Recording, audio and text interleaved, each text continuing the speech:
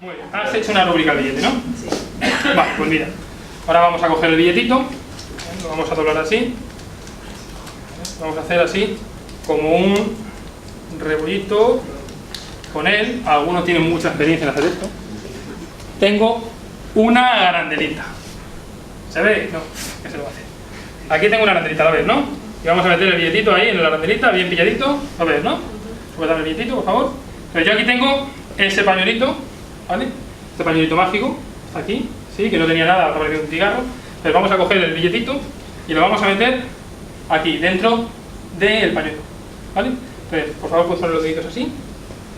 Cógelo ahí, ¿está ahí bien puesto? ¿Seguro? Déjalo ahí puesto, que lo vea todo el mundo, ¿vale? Y ya tiene un candado, ¿lo ves, no? Fuertemente atado. Se puede comprobar, alguno quiere comprobarlo, así me gusta que colaboréis. Venga, tú pon el pañuelo encima del billetito, del tubito, y haz po, po, po. ¿Ah, sí? Sí. Pon a po, po, po. Po, po, po, po, Un poquito más fuerte con la gallina. po, po, po, po, po. Más ánimo.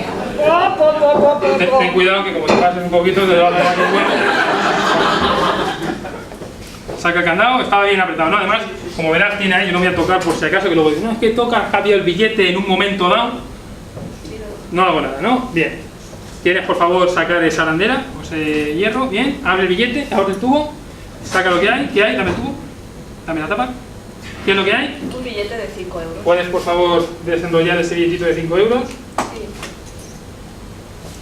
¿Qué es? ¿Qué tiene?